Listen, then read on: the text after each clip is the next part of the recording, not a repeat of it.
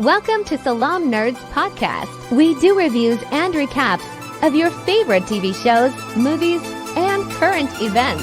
Yo, it's the Salam Nerds. My name is Steve, a.k.a. S03E01. I'm here with my boy Chad. We drop live episodes on YouTube on Sundays, Tuesdays, and Wednesdays at 10:30 p.m. Eastern. Thank you to all our supporters. Please help us by subscribing and leaving a good review on Apple Podcasts and Spotify. All episodes can also be found everywhere podcasts are found. Yo, it's Salam Nerds. It's your boy Jazz, and I'm here with my boy Richard. Richard, how you been? It's going, man. Your audio is still a little choppy for me. Interesting.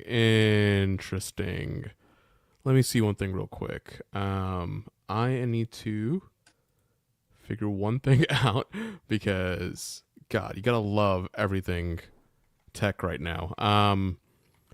While I'm figuring out audio stuff, you want to give a quick rundown of the latest finale of season 2, as I like to call it. Still can't hear you, brother. Oh, boy.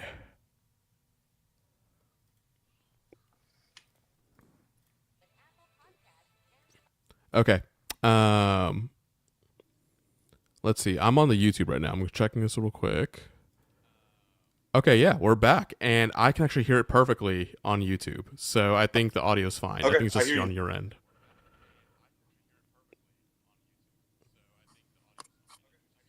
Oh, so the audio is just on my end. Mm-hmm. Yeah. So Okay. you're gonna have to read my lips as Okay, I let talk me- through all of this. Hmm. Yeah. Let me hop out and try and hop back in and see if it. Okay, cool. Yeah, there are two missing. So Unib is in Brooklyn now. He just moved back up, and his stuff hasn't arrived. So he's a little late. And JJ, we are waiting for her. She may join us a bit later. Welcome back, Sir Richard. How? Oh yeah, you sound much better now. I guess it was on my end. Oh yeah, there we go. So yeah, let's get right into it, man. Okay. We're gonna hopefully JJ joins us at some point. But season finale of season finale of season 2. What'd you think? Okay, I guess it's still going out on my end. What if we Move to a shut different off spot. the audio or the video? Yeah.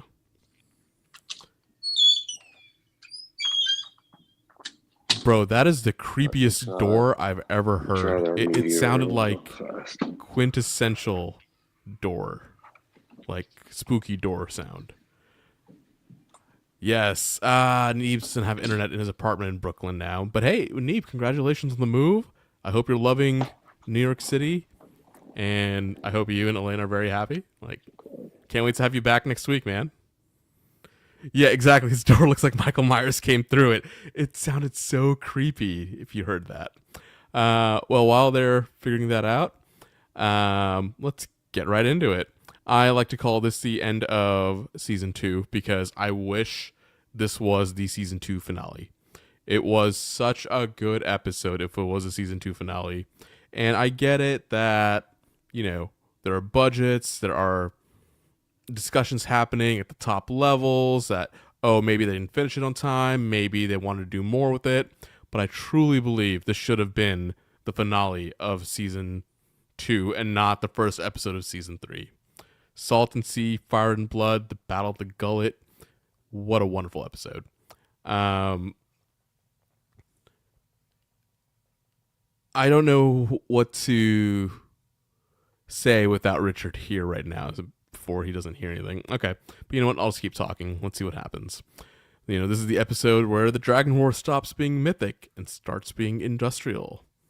Everyone has a plan until Dragon does dragon things. Jay dies not because he is stupid, but because the world he was born to inherit is stupid. Right, yep. Richard and Neves left their internet at the Ashford Meadow tourney. Oh, that is Right. so true. Yeah, What's up, right. guys? There you go. Welcome back, Richard. All right, yeah. Speaking of the Ash attorney, yeah, I was gonna mention I ran a D&D campaign that after all of my friends had seen Night of the Seven Kingdoms, I did a mini campaign that they're almost finishing up with right now. That started out an attorney. It was very well. You can figure out how it went. It went, Yeah. yeah, as normal D&D tournaments do. So, Yeah. but yeah. So, Neves, we miss you, man. I can't wait to have you back on the air next week once you're fully settled back in Brooklyn. But yes, you heard that it's a Navy heavy episode. Richard, what are your thoughts on the season 2 finale? It's everything everything we deserved at the end of season 2. Yeah. Like because it was going to be episode 9 more or less, and that's in Game of Thrones fashion, it's the however you pronounce that. Penultimate. Yeah. Yes, there you go. Episode, so that way there's always an episode after that to kind of like have like a wind down and the conclusions, so that way each season kind of gets its own craziness going on, and then it ends with some good like wrapping up of everything. So yeah, like you said, season 2 finale, or season 2 penultimate episode, and then I guess we'll get our season 2 finale this upcoming week. But this one I thought it was going to immediately hot drop into the Battle of the Gullet. Us initiated book readers and everything like that knew what we were in for, and kind of know the overarching plot points, that the show can't get wrong as many times as they change up, the little details as they will. But it took a while before the Triarchy's fleet showed up into the Gullet. I thought they were going to be right there, just boom, right off the get. But I'm glad it took a little bit of time because, CGI is really expensive, and, it takes a while. But there was plenty of story that needed to be told before we got into, ships burning and people getting tossed off boats and dragons dying. R.I.P. Dragons doing dragon things. Oh yeah, Ugh. Spoilers for anybody who has not seen the episode. Like, if you're listening to this, I am gonna go What are you in with the doing assumption that you've watched it. Like, yes, we're gonna what are you spoil doing everything. Like, come on now. But like you said, it didn't jump right into the Battle of the Gullet. I believe it was like halfway through the episode where it really kind of picked up. Yeah, about halfway through is like kind of when the alarms were sounding and everything like that, and then it kind of jumps back and forth, between the sheep stealer moments and stuff like that. But yeah, it was really almost halfway through the episode before we got it, and it wasn't a super long episode. Was it 72, 74 minutes, something like that? I mean, that is a long episode. That's over an hour. Sorry, I'm spoiled over here. I'm sitting there thinking that, like, dude, an hour and a half is like, that's almost enough. But that's almost enough. It needs to be a 3-hour movie each week, yes, right? for people like us, we're spoiled. I want my movie, and I want my snackies. So. Oh man. So you mentioned Reyna and everything happening with Sheep Stealer. What are your thoughts there? Like, I'm sorry, could you repeat that? what are your thoughts with Reyna and Sheep Stealer there? Okay. Well, as a book enthusiast, I have to throw out the disclaimer that Reyna is not the one to claim Sheep Stealer. Yes. Okay. I really want to talk about this because they diverge from the books here quite a bit, actually. Yes. As most of y'all know, if you're watching a podcast like this, then you probably already know of at least the name Nettles. Nettles. Some common-born girl from Spicetown or Hull or something like that, somewhere near Driftmark, ends up claiming Sheep Stealer. So this diversion from the text it's a little, I don't know. A lot of people are complaining. I'm not complaining yet because it has yet to defer from like the overarching story and unreliable narrators and stuff like that. So who knows? But what I will say is, man, I just really enjoyed. I could tell that the people doing the CGI really enjoyed taking their time with Sheep Stealer. So they either spent 5 minutes in the booth and just did the most hack job that they could, or they spent hundreds of hours getting every ugly detail right. Not that Yeah. Sheepsheal is really very well described in the books or anything like that, but it's the only wild dragon in at least so far that the viewer has seen that is ever claimed. And as such, it's the only wild dragon that anyone's ever seen, as far as, on the show or anything like that. And so just the details, I can't really speak for like the huge, like underbite.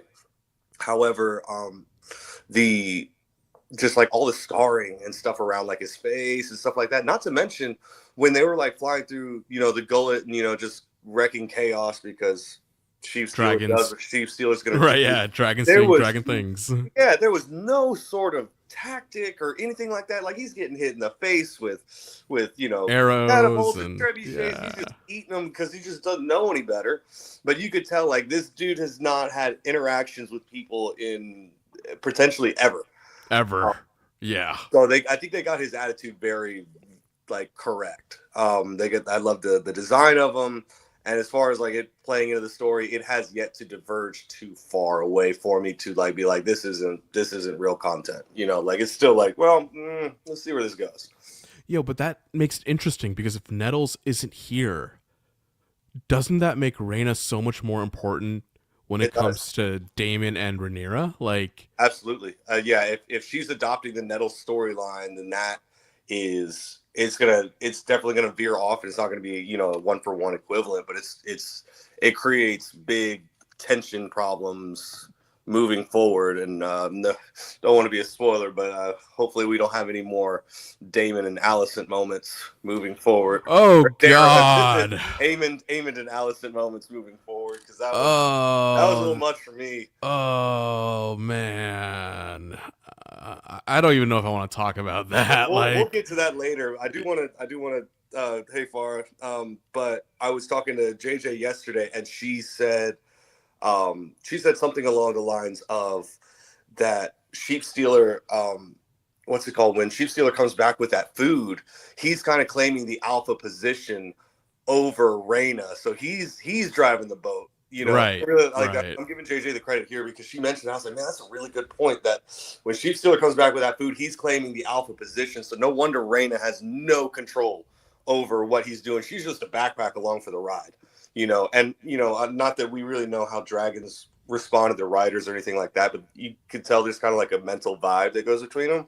Right. So, he's definitely in charge. He's just like, maybe I'll listen to her, maybe I won't. But yeah, Sheepstealer is like a toddler taken to a formal event and expected not to go wild.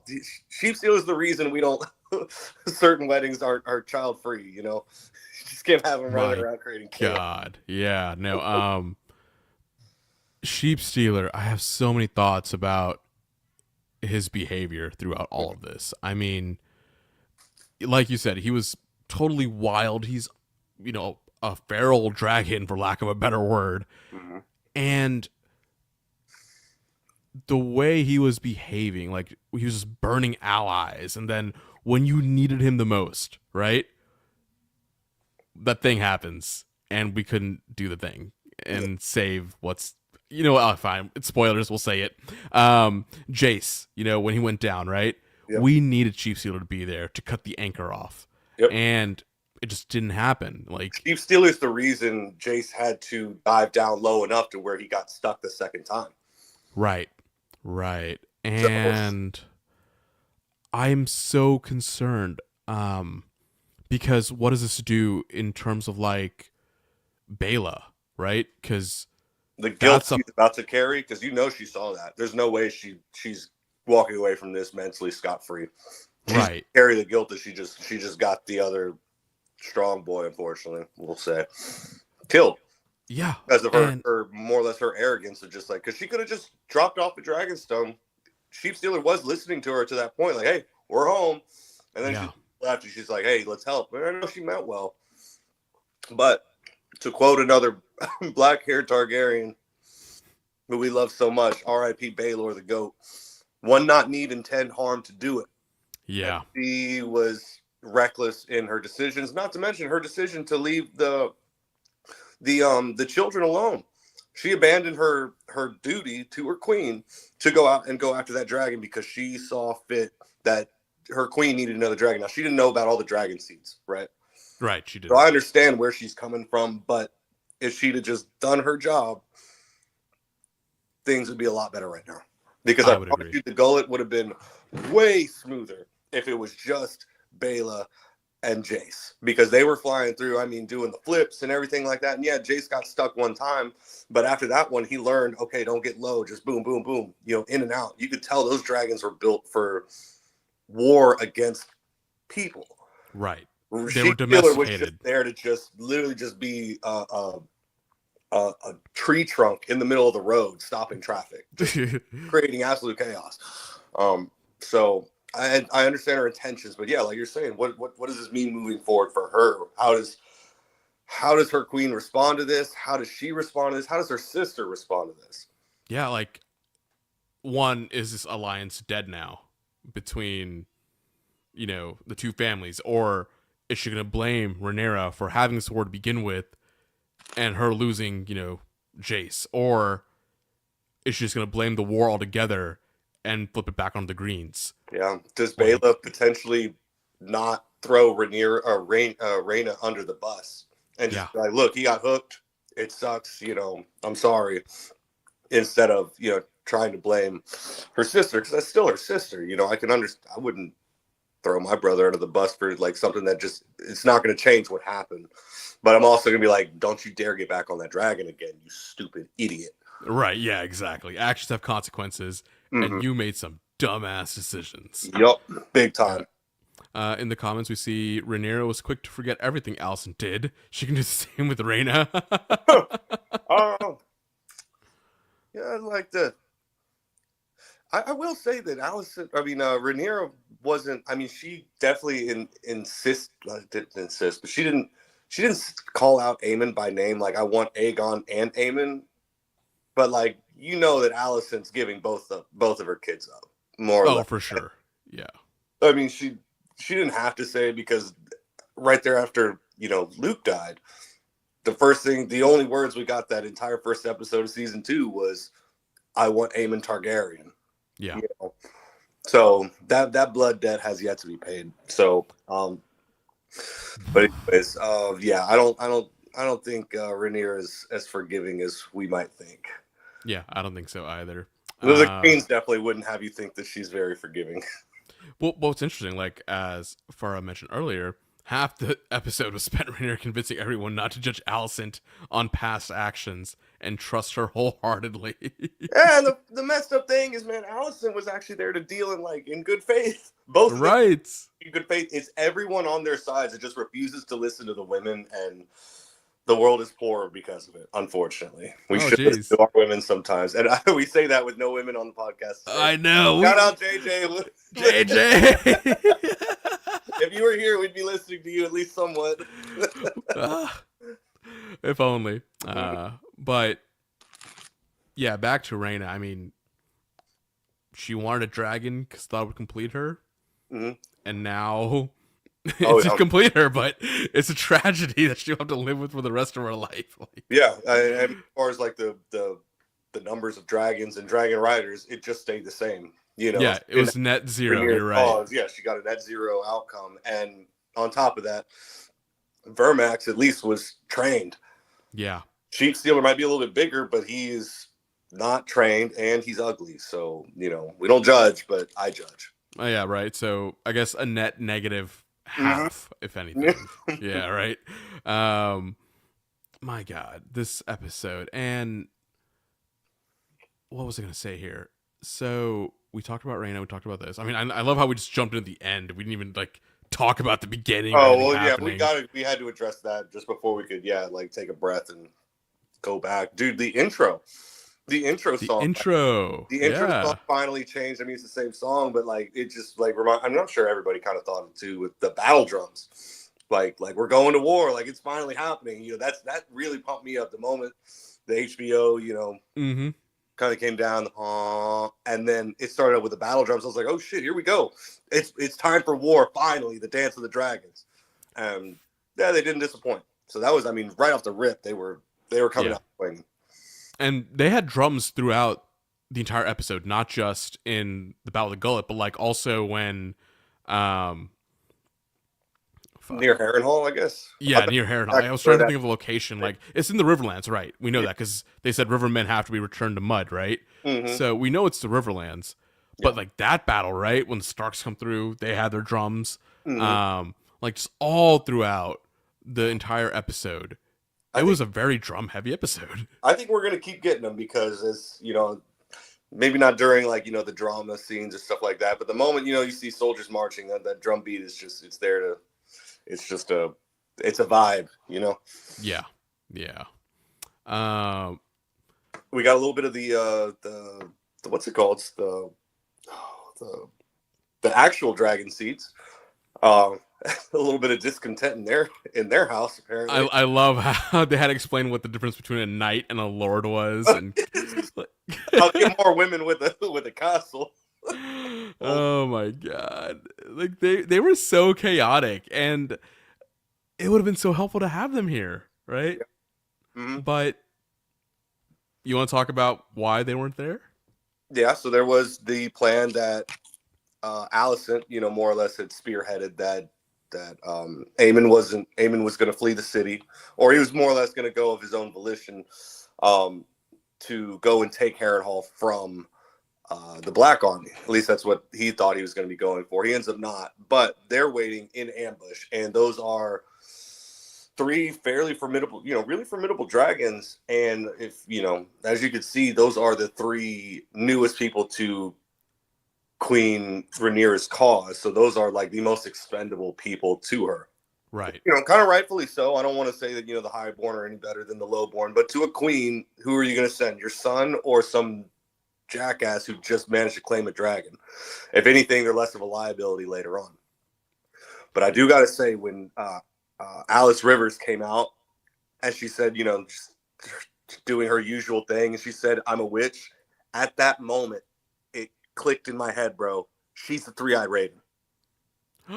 She's gotta be the three-eyed raven before Blood Raven. It's been burning in my head the moment I seen her just pop. Hold up. I need you to go further into this because this is fascinating. Okay.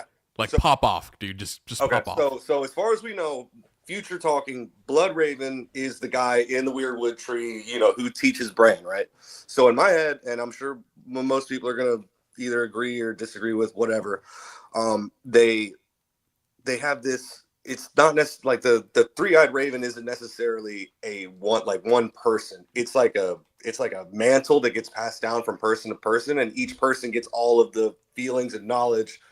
Right, it's a title, and it's a title more or less, but you really do pick up all the knowledge of everything, of everyone who came before you, because it's like almost like it possesses you, like an entity that just needs a body and a vessel, but that vessel kind of gets to do what they do to an extent. Now we see Blood Raven in the cave, and he's training Bran because in his mind he knows that Bran is the one who's going to take his place, because they could see in the future and stuff like that.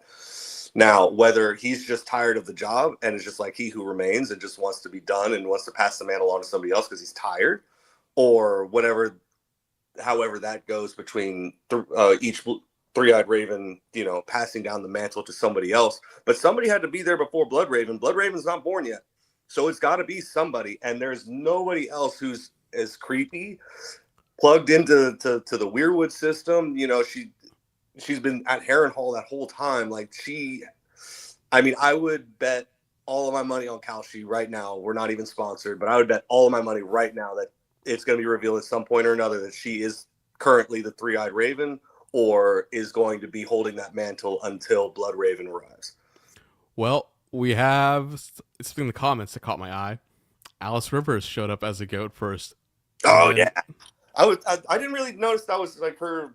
I didn't draw that together, but it makes a lot of sense. The black goat kind of coming along. Yeah, like a witch. Yeah. I actually just watched The Witch a few days ago. That's funny. Yeah. So I'm more leaning toward Alice Rivers as the three-eyed raven. She has the whole, weird vibe going on, and she's a bastard of House Strong, which is a northern house.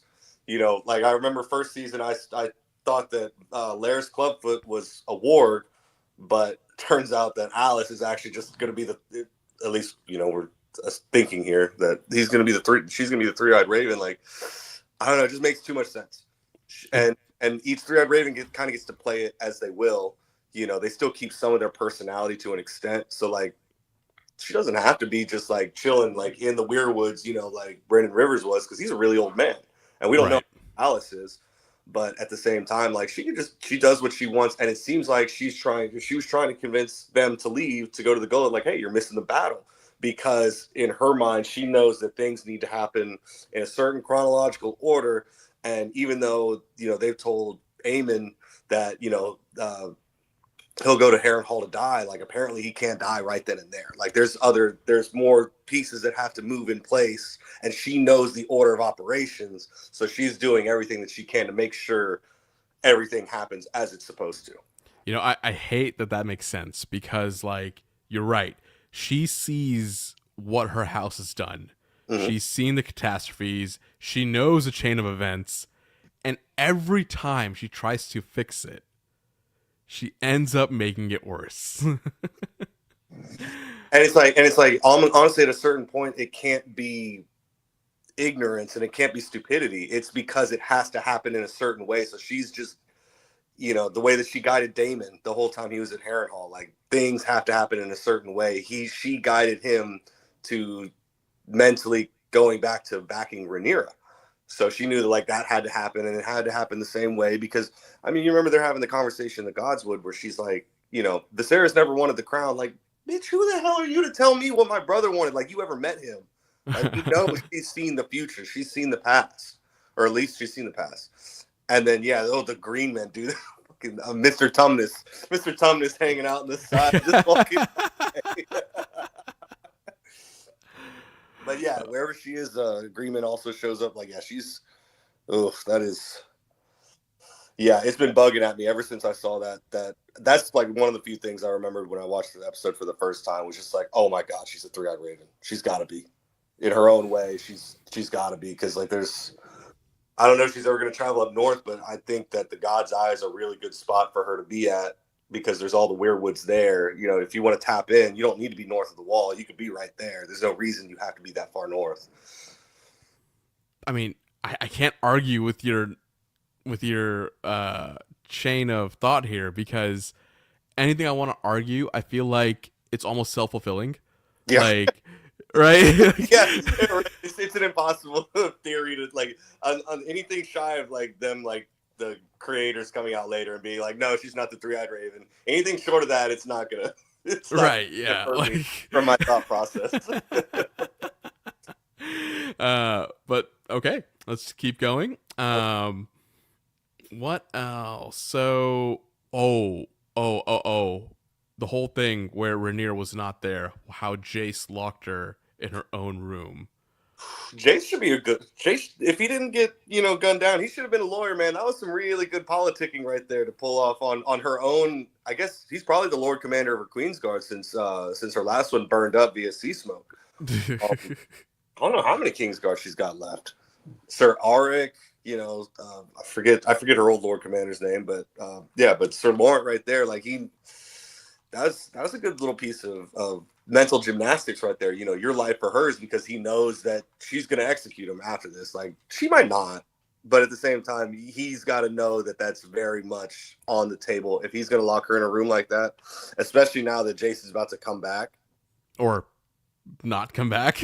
Well, I think they bring his body back, because he was on the raft or whatever, and I didn't see him like coming down. So there's a solid chance they bring his body back as proof that he died.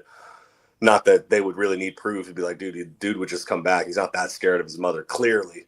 So, so I think the moment she sees her son's body, that's when she's probably going to execute Sir Laurent. But that's some good little mental gymnastics from the heir to use her own Queensguard against her.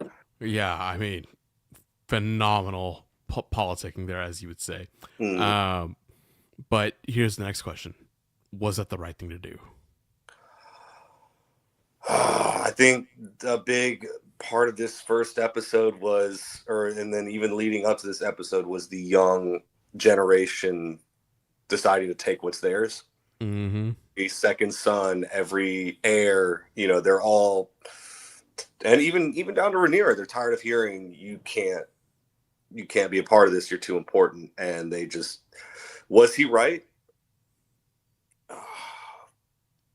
He put his money where his mouth was, but I don't think he was ready to die. If you see the look on his face, Right? No, he was not. he In fact, the way he died was almost kind of silly. Like, yes, the dragon went down. He comes up and he grabs a piece of driftwood, right? He turns around and just whoop, 3 arrows. Just he got the Boromir treatment. like, You could tell he thought he was preordained, but like, I guess it's the temperance of youth, and I say that at 34 years old. But like, you're high, right? You think just Boris at the end of Goldeneye, I'm invincible, and then boom, fate hits you. life comes at you fast. Also, before I do forget, because I know I wanted to mention this earlier and I did forget, I am mad at Jace. It took him a good minute of him just sitting there on top of his dragon in the water. Homie could have gone out, taken his sword, and cut the anchor. So that first one that hit, I went back and I tried to go frame by frame. The first one that hit actually doesn't really hit it hits the dragon, but it catches onto the saddle, right? Yeah, right. That's dragging it down, and then of course Baylor comes around and cuts it off. When the second one hit, Second one was like a shot. Yeah, it was an actual shot that really got yeah, he could have swum down and like tried to cut it out, but at a certain point, can a dragon sit on top of water like a duck? Can it take off like that? I don't know, but like we'll never find out now. But like if like he he didn't just like fall into the water. He kind of like glided into the water. Like at some point you should have been like, "Oh, I'm going down. My dragon cannot just fly. He is trying his best. Maybe I should do something here before both of us die." Yeah. I guess that's just he's never, I know he's flown around plenty and gotten plenty of practice, like maybe even like hitting like targets and stuff like that, but he's never actually had anything firing back at him. And so in a situation like that, the only person who has any sort of dragonback experience against the Triarchy is Daemon. It really should have been Daemon there on Caraxes, because he's dealt with them, and that's why the Triarchy was ready for these smaller dragons, because those ballista, they might have hit Caraxes, but Caraxes is big. So he'd have just pulled, yanked those anchors right out, it just wouldn't have worked. But anything smaller than that, I mean, they were so ready for him that it was like, as much as he was just like, yeah, they sprung the trap. Bro, you just flew right into the trap, dumbass. Your youth is showing. Do stupid things, get stupid deaths. You exactly right. F around. Thank you, Farah. Yep. Yeah. And yeah, like she's saying also, why didn't he just unlock himself and swim away, or use a wood piece as cover? Yeah, but he just looked. The first arrow, I understand he didn't see it coming. It hits him in the shoulder, but didn't even look like it hurt. Then he turns around. They're cheering from the bow, or from the right, and then two more arrows.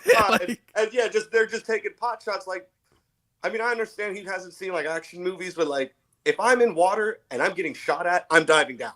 Correct. I got my breath. I'm going down and I'm swimming away. But yeah, use the wood, do something. And you could tell, like, he thought he was just really, I guess from Rhaenyra as well, like preordained that like, I'm going to be king someday. Oh, hang on. No worries. Yeah. And that's really what it was. It was like the arrogance of it that bugged me about it. True arrogance. Like, he just really thought like, this is my day. This is my mission. The time to make my name, and you blew it, son. You blew it. Yeah, he straight up blew it. And what's crazy is, like, I think he may have been arguably the best political mind on Team Black. Yes. Right? He was the one who should have been held behind while Rhaenyra went out and defended her own claim.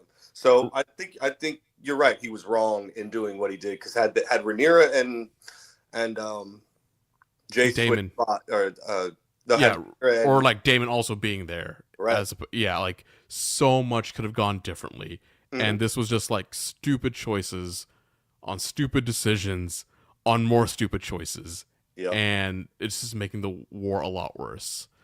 Like as far as saying, he's like the actors in scary movies that go towards the scary sounds. Yeah, this is gonna sound terrible, but anytime like I'm genuinely scared, I always ask myself, what would a black person do in this situation? And most of the time, it's just walk away or run. And I'm like, yeah, not sticking around for this. I'm not Right. going to find out what those sounds are in the mountains of Appalachia. I'm running. Correct. And if you ever hear like laughing or screaming like that in Go the other Appalachia, way. run the other way. Don't try to help. The Just way, run don't away. eye contact with stuff. Don't Yeah. say hello. Run. Mm-hmm. Run fast. Life pro tips brought to you by Sir Bible Richard. tip 101. Sir Richard. Dude, what about Allison? Allison hiding Daron. Bro. What a hypocrite, bro.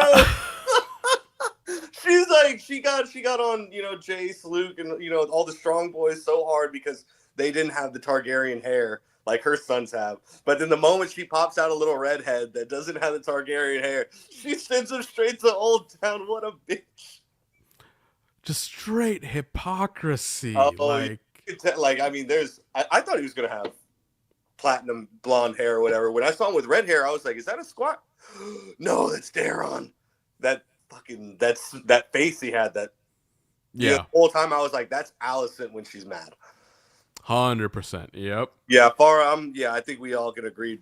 Now, if that's not Daron and then some platinum blonde kid pops out episode 2, then I'll eat my words. But I'm 99.9. I think we're all kind of there right now. Yeah. That dude, it's really odd because he didn't say a single word. So I'm sitting there thinking from like an acting perspective, like he didn't make guild actors minimum for the day for that episode because he didn't have a speaking role, so he was technically an extra for the day. He's technically an extra. That's so funny. And he comes back episodes later and becomes super important. Yeah, he finally gets his 10,000 per episode or whatever. But yeah, they were just saving that. That's how bad it is at HBO right now. They have to make main B characters actual what's it called, extras to save cash. Ridiculous. Shame on you, Ridiculous. HBO. Yeah. He's a cupbearer. He is supposed to take orders. Yeah. I think he's a squire at this point, but he's approaching manhood. I'm not sure how old he is in the show because they change up the ages with these kids all the time. There's no way to tell right now with the way the show's mixing everything up. You're right. Yeah. He looks like if he didn't shave for 2 days, he'd have a 5 o'clock shadow. So that kid's got to be at least 15. Don't at me. At this point, be a squire, but he definitely would have started out as like a page or cupbearer in Old Town. Yeah. But talking about Allison, man, what a weird position for her to be in. Oh man, because Rhaenyra's going to show up next episode or whenever she does, and she's not going to have Aemon to hand over. That dude's gone. Not to mention, I guess that's really it because that was the main part of. That's what they had to say out loud before they even they didn't even get to saying that like I want Aemon too. Aegon has to be executed in front of the masses for her to take the throne and to end the succession crisis. Right. And then Aemon has to die for what he did to Luke. Yeah, Aemon's gonna die, but for personal reasons. But like this has to happen in this way for me to come in and take the throne, as they were talking about it. So she's gonna kind of hold up her end of the bargain, and good on Allison for at least getting Aemon and Vhagar out of town in her own way. She did some really good politicking there with the letter to hold back the Hightowers.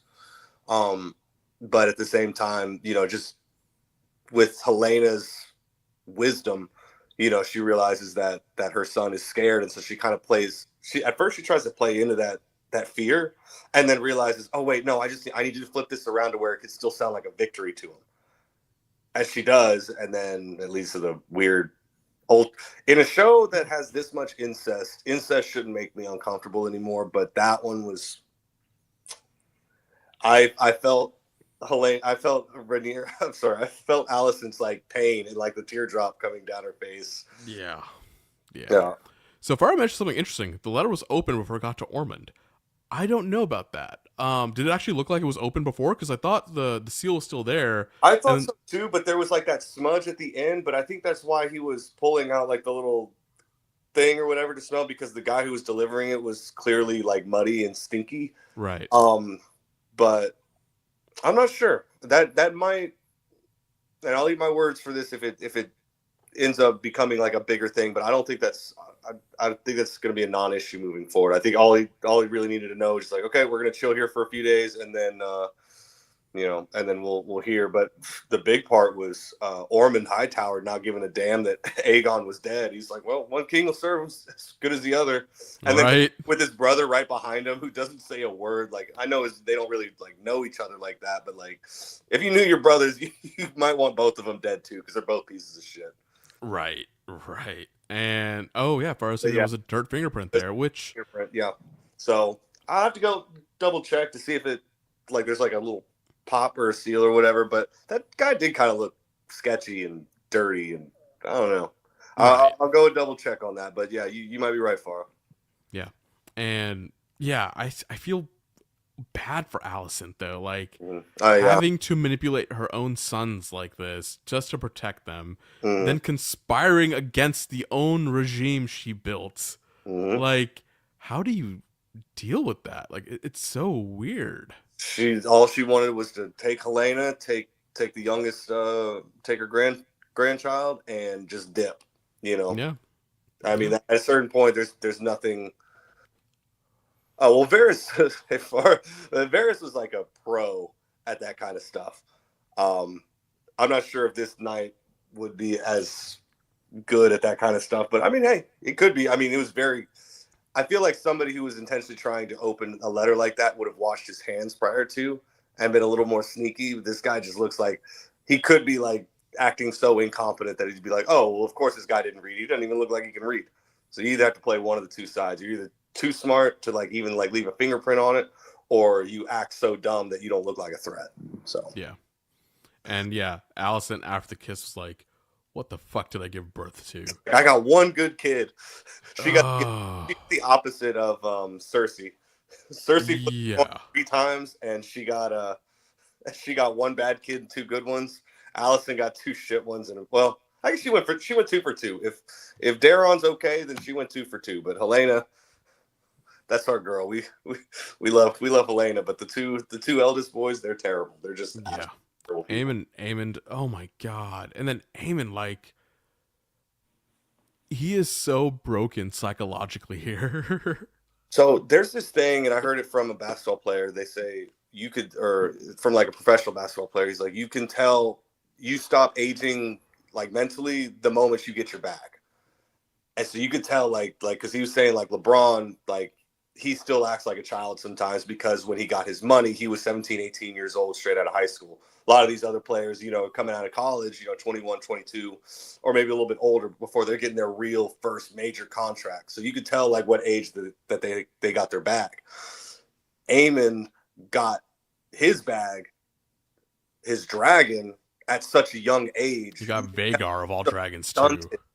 That like it's obvious how stunted he is emotionally and psychologically, that like he's in a spot where he's just in like this constant need of approval from everybody. Well, yeah, and he wants to act like he doesn't, but it's like it's literally the thing that he's the most desperate for is to just, he doesn't want to be loved by the small folk. He wants to be a hero in the history books, and like nothing's working out for him at all. Yeah. And, he wants approval from his mom, and he's just so broken. Like, that's a whole different tragedy we can spend, hours on. God, I would love to hear a YouTuber, like psychologist, like break down Aemond psychology. I'm going to look for that after this podcast, because I bet you there's somebody out there.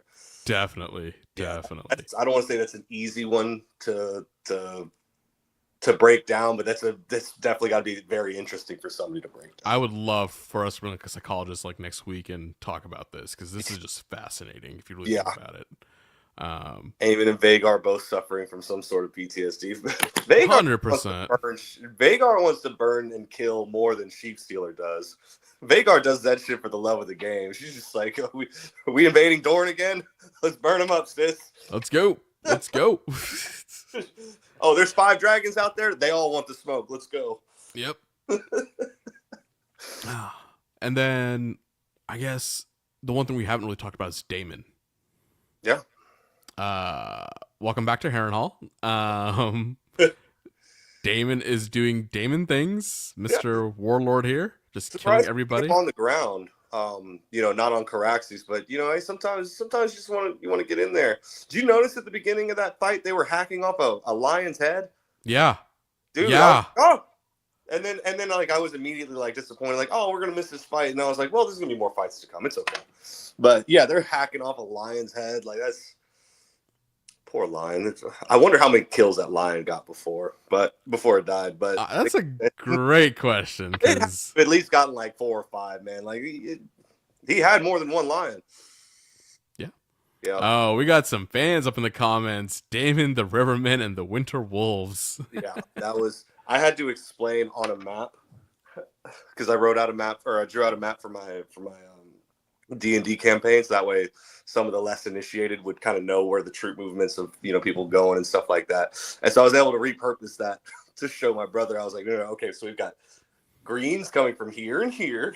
We've got which is like the winter south wolves coming from the north. east. We've got the river wolves, here.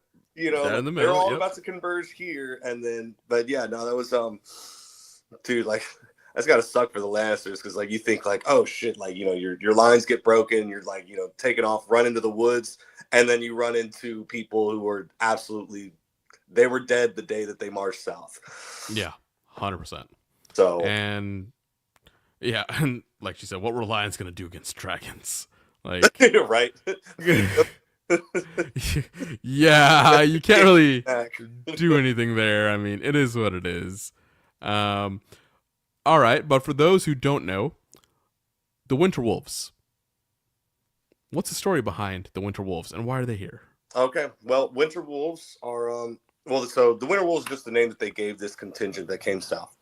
If we remember back in season 2, episode 1, when Jace and Cregan Stark are talking on top of the wall, Cregan's telling him, I need my men here to, because my gaze is always looking north and south. Winter's coming. Times are about to get tough. Like, I would love to send you with a bunch of men, but, like, I can't. And he kind of comes to a compromise with him and says, like, look, I've got plenty of graybeards, who are...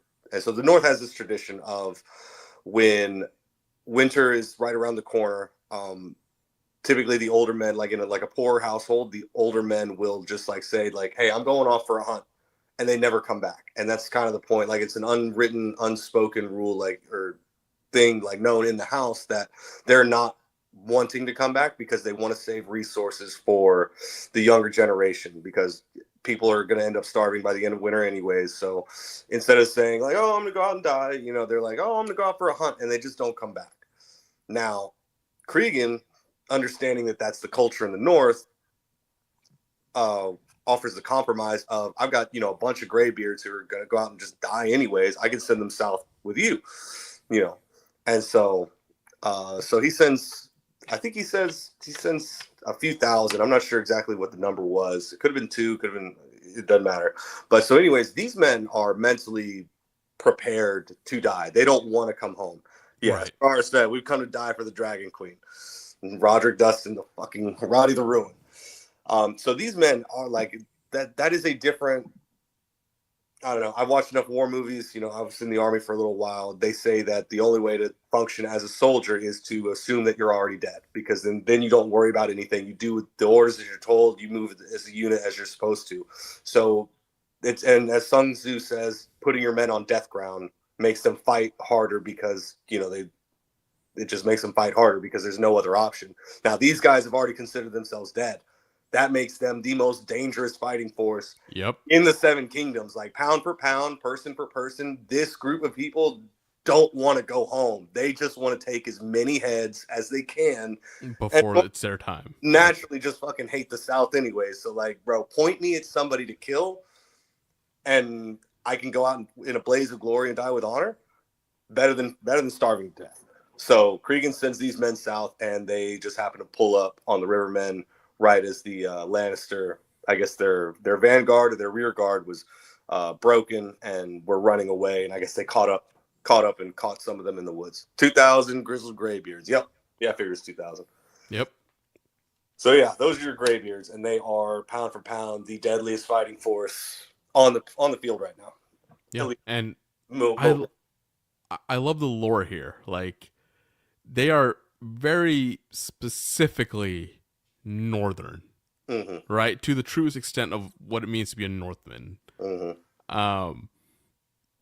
These are not like heroes. These are savages. Yeah, Things right, yeah. them from wildlings is the wall.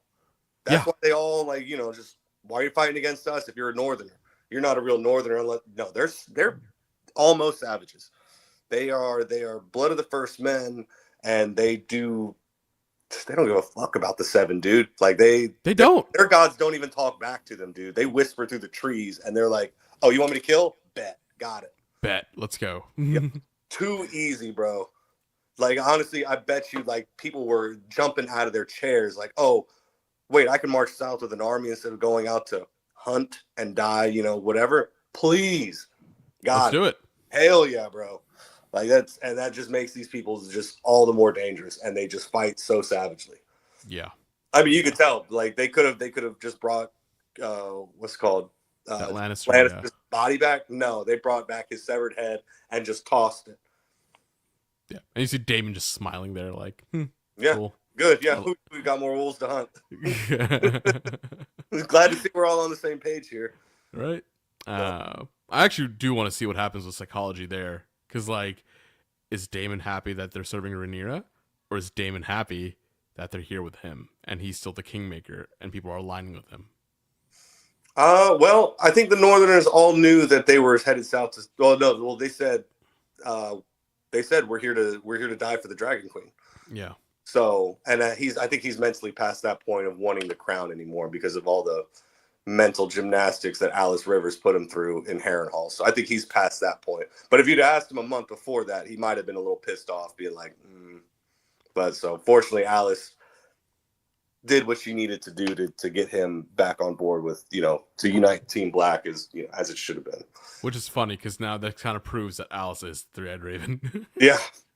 I'll say, like, it's just I could think of so many ways to just quantify it, but anything short of the showrunners saying, no, that's not it.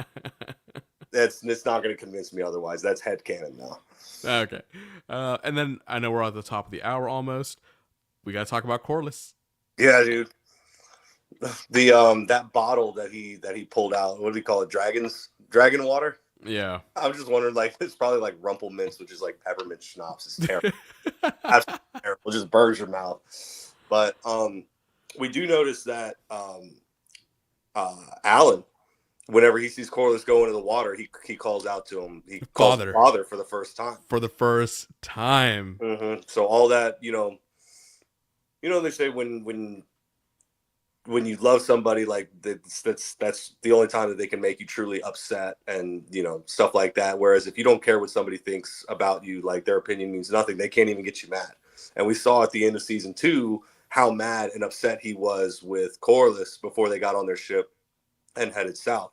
So he was kind of like, even though he was saying one thing, he was betraying himself by even allowing himself to get that mad and get that upset. Mm-hmm. So he kind of put his cards on the table unknowingly there, and Corlys did the right thing of trying to apologize and giving him the name, and yeah. I don't think he's giving him the name, but I think that's going to be coming soon. It has to be, because that was my assumption. Yeah, it's got to be, because he even mentioned after he yelled at him that I'm salt and sea. I yearn for nothing else, and that's exactly what Bela told Corlys whenever she declined to be his heir, because she said, I'm blood and fire. Driftmark must pass to salt and sea. And Alan says, I'm salt and sea. I yearn for nothing else. So if he doesn't get legitimized soon, we riot. Yeah. Yep. And Alan, my God, this dude, he came out on top. I think he got the biggest gain in this episode. Like, he did. He went from deckhand to right hand to commander. Yeah, to killing Sharako Lohar, like, what an achievement! So if you remember the moment, and Lohar calls it out correctly, like, I bet you his attention's going to be divided whenever he sees High Tide getting sacked. And sure enough, as they come out of the pass, he looks over and he sees High Tide getting looted. That's the wealth of his house. There's so many ungodly treasures there that he's assembled from all over the world and stuff like that. And he's just imagining, either getting set on fire or being stolen, not to mention his small folk probably being put to the sword. Yeah, they're all gone for sure. And that's the moment that Alan takes command, because Corlys is not paying attention. And then, of course, they crash. Corliss gets knocked out. He comes back and fights, but at that point, the Queen Who Never Was really was under the command of Alan at that point. Yeah, and my God, did Alan deliver? Like He did. He earned that job. And the Sea Snake always loves saying that, like, you know, that he built his house up, you know, on the strength of his own back. Now, I think he probably had a little bit easier of a time doing that because of the position he was born into. yeah, and you know the money of being Navy merchants, and you know it's helpful. Privilege there. His, you know, what's it called? Alan had none of that, and he still managed to rise up and earn the respect of his sire. And I think it's going to be a big thing moving forward. Like, it has to be, because like it's just, how could you not love the guy at that point? You know, not to mention he's already saved your life once, because the last time you fought the Triarchy, you went into the water and he pulled you out. So I wouldn't be surprised if he pulls him out again. Game of Thrones doesn't just kill people off without like showing you their face, unless your name's Stannis Baratheon. So, and the only reason they got away with that one is because Brienne is really honorable and wouldn't say she did something without actually doing it. So, yeah, no, I think he's liable to get pulled out of the water again, and I get a really strong feeling like he's the hand of the king. He's got, or hand of the queen. He's got pull. So I really think he should be legitimized here pretty soon. I believe it, yeah. And that also makes it so interesting because we see all these noble lords who are almost incompetent, right? Like, they are not good soldiers. Like, some of them dying for no reason. But Alan, like, he was underwater. He came back up. He took his own armor off because he's like, yeah, it's time to swim. Like, it's just that kind of battle now. Like, right. Like, and you know, when you take your armor off in battle, that is a death sentence almost. Mm-hmm. Like, he was ready to throw down his life to do what was right. And I think this puts him in a very interesting place, because bastard sons who rise to the occasion, that puts him in Jon Snow or Gendry territory. Yeah. People who don't have all the advantages that all these other lords do have, and then still finding a way to earn their way to the top. Like, and I think, Corliss is gonna, you know, if he doesn't already respect the hell out of him now, there really is no other choice for him other than, even if he doesn't get legitimized, he's got to name him his heir or something, because like he's just so, for MVP was definitely Alan. I mean, the way he took control. Now I will say Corliss, you know, when he took over the driving the boat, all I could think of was Kodak Black saying, "Let me drive." No, that was a really niche, situation for him to be in, knowing that the tide was going down. It's like, you know what, I know the way through this pass, and good on Alan for not like disagreeing with him in front of his men and stuff like that. It's like, okay, you're the commander, you made the call, all right, here we go. And then the moment that like his boatswain or whoever was like not getting it right, he's, hang on, I got it. Boom, they were out, and then. So we did get to see Corliss, like, you know, he's an old man. It's probably been years since he's touched the wheel on a ship, because he just has men to do that now. He commands. Commanders aren't supposed to be doing stuff like that. So it's probably been a long time since he's done that, but he got to show that, like, he might be old, but he still got it.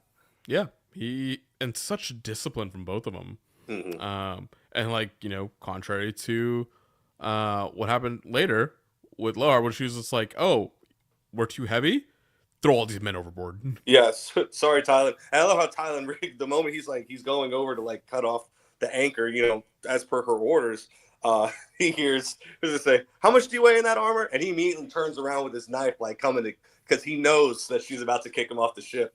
Unfortunately, she gets the first word. So I didn't see his fall, so I don't know what his fate's going to be in the show. I know what his fate is in the text or whatever, but in the show, it's a TBD, because that was a lot of armor. However, they did say the tide was going down, and it is fairly shallow. And I saw those rocks there when I saw the other Lannisters getting thrown off. One of them landed on his back, like onto a rock, and so like probably like broke his back. But the other dude like fell off and was just like clamoring. And I'm like, dude, grab a rock and like start climbing. You don't even have to swim. Just pull yourself out of the water, get a breath of air. And if the ship was going to be stranded, like, you know that water is shallow. Like, you can survive that. Maybe not that one guy who got his back broken, but everybody else who got thrown off, yeah. Okay. No, it was. If you go back and look, it's vicious because he lands like on his back and like.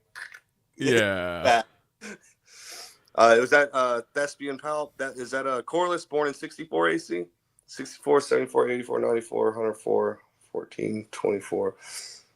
And he's like 66 years old. Mm-hmm. Jeez, yeah, Corliss is not a young man anymore. Yep, 64 AC. So yeah, wow. I'm sorry, 66. Yeah, he's 66 years old. Jeez. Yep, 66. They all acted like they can't swim. A lot of people couldn't swim back then for some reason. I don't know. I grew up in a pool. Like I was one of those kids that got tossed in a pool like when I was like 3 years old. It was like, hey, swim, and I swim. So for me, it's so foreign to like know that people like can't swim, but like there's people who just can't, and I'm just like, dude, just swim. But like to me, it's like walking, it's like breathing. You know, for them, I get it, but it's like, dude, just swim. It's not hard. Oh, Crispy Cole and Gwen.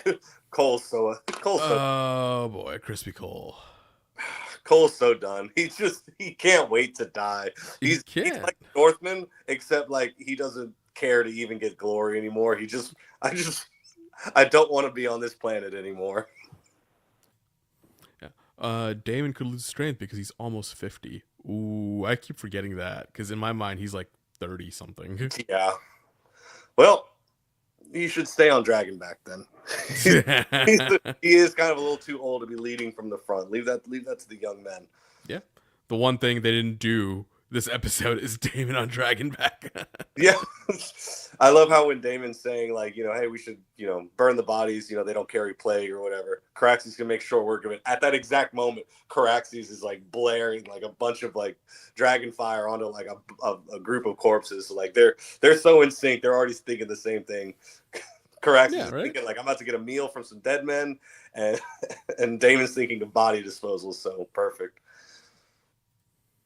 Warriors that age are not good warriors when they are old men, so they're a lot better at fighting when they're in their youth. Yep, yeah. Oh yeah, absolutely. Okay, all right, man. Any other predictions coming up for the next week? Oh, let's see. No, R.I.P. to Lohar. R.I.P. to Jace. Oh, did you notice Lohar was she was dual wielding, but one of her weapons was like the crab feeder hammer. Yeah. I did notice that. Yeah, about that. But yeah, R.I.P. to Lohar, R.I.P. to Jace, R.I.P. to Vermax. I don't really have any more predictions for next week other than R.I.P. to the Lion, R.I.P. to Lannister, R.I.P. the the Green's hopes and dreams. Yeah, unless they're the Winter Wolves, they could fight at any age. Clearly, they're owned for the hunt. R.I.P. to Rhaena's future. Oh yeah. Ugh. So much. Yeah, no, that's it. Other than that, we just have to wait and see for next week. Sounds good, man. Thank you for coming on to this podcast episode. To all of our friends in the comments, again, we're going to be doing this every Monday night, talking about House of the Dragon. We just covered episode 1 of season 3. Next week, hopefully, we'll have JJ and Uni back because I miss both of them. We definitely need a woman on the show because two dudes talking is like quintessential podcast. Right. It's two guys in their mid-30s. Oh, shit. All right. Oh, my God. All right, y'all. Thank you so much for joining us. Until next time, guys. Salam, nerds. Peace. Till next week.